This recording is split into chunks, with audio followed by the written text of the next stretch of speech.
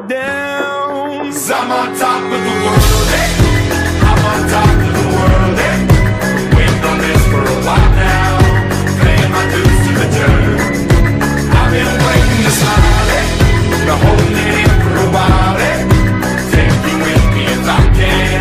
Been dreaming of this since a child. I'm on top of the world. I've tried to cut these corners, tried to take the easy way out. I kept on falling short of something. I could've gave up then, but then again I couldn't have, 'cause I've traveled all this way for something. I take it in but don't look down. 'Cause I'm on top of the world, hey. I'm on top of the world, hey. Waiting on this for a while now, paying my dues to the dirt. I've been waiting to smile, hey. Been holding it in for a while, hey. Take me with me if I can. Been dreaming of this since a child. I'm on top of the world. That's one small step for man, one giant pursuit for mankind. Hi. In our previous tutorial, we created two pages. Our first page was an HTML form, and our second page was a Java servlet. The HTML form asks the user for his name and email address. When the user clicked the submit button, the information was sent to the server, and the servlet would render the name, email address, and the IP address of the user. In this tutorial, we're going to create the same example and the same functionality, but using JSPs to render the second page. To begin this tutorial, we're going to create a copy of the example02 project that we used in our second tutorial. We're going to name it example03. In case you don't have the second example, you can download it from this page. Just as a reminder, please note that the index.html file contains the HTML code that represents our first page, and the servlet example class represents the HTTP servlet that creates the second page. We're going to replace this servlet for a JSP file that will make everything much easier.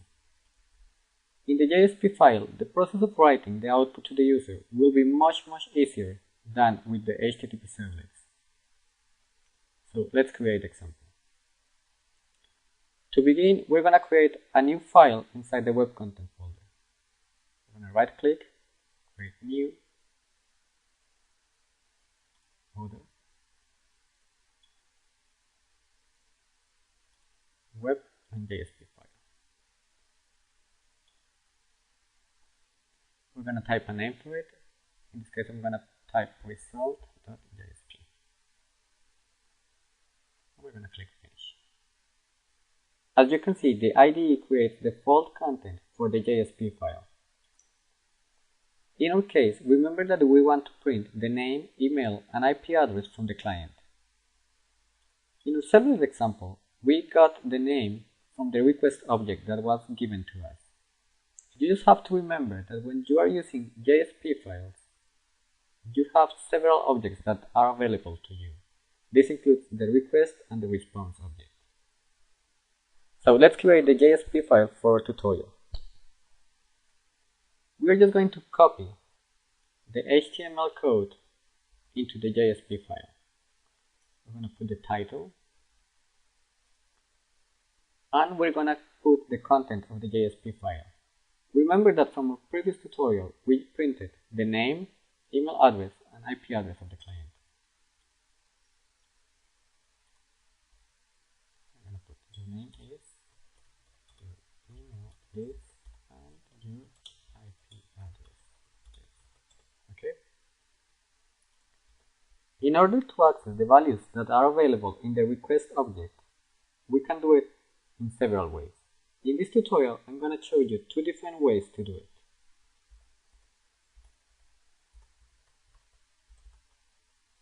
The first way is defining a scriptlet, which is defined by this tag. All the code that is inside these tags is going to be treated as Java code. In our case, I'm going to create a string variable and we are going to assign it the request parameter called username. Remember that we use the parameter username because in our index.html form we are sending the value with the name username.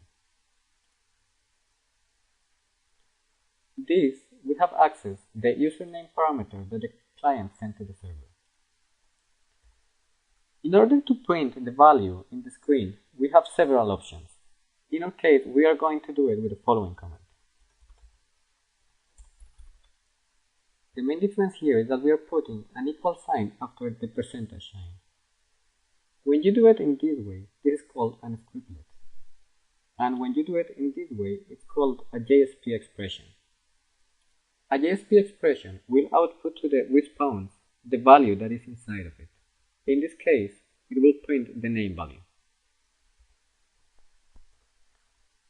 Other way we can do it is access directly the request parameter from the expression.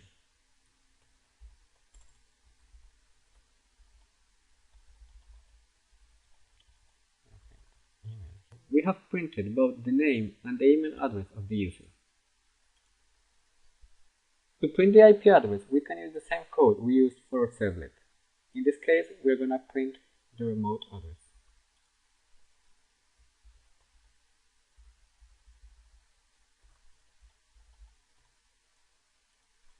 We're going to put some breaklines just to decorate the result. After we have printed the name, email, and the IP address of the user, we are done with our JSP. The time that takes to create a JSP file is much less than creating the servlet.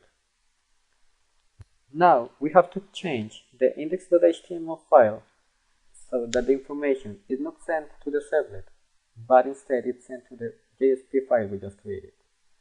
To do that, in the action attribute, we're going to change the servlet1 value for result.jsp. One additional advantage of using JSP files instead of using servlets is that you no longer need to define the XML configuration that was required. This means that we can delete the servlet and servlet mapping configurations that we had for previous tutorial in the web.xml file. Additionally, I'm going to replace the display name for the web application.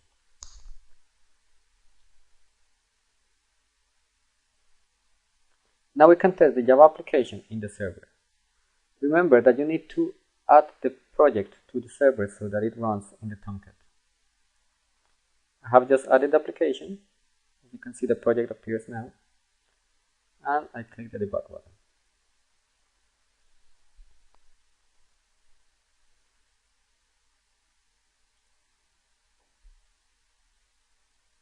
Okay, the server is up, it's running. To test the application, we're going to access localhost :8080/example03. As you can see, we have the same form that we had for our second tutorial because we have the same index.html file. We're going to put the name and we're going to put an email. And we're going to click the submit button.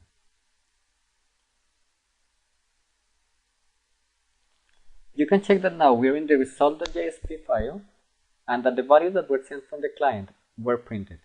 In this case, I typed Camilo and I typed an email address. Also, the IP address now appears in the bottom using the JSP file. I hope it has been useful. As you can see, we're starting to get into technologies that will allow you to make the development of web applications much easier. In the next tutorials, we're going to check how to access databases and how to make it even simpler to create a web application.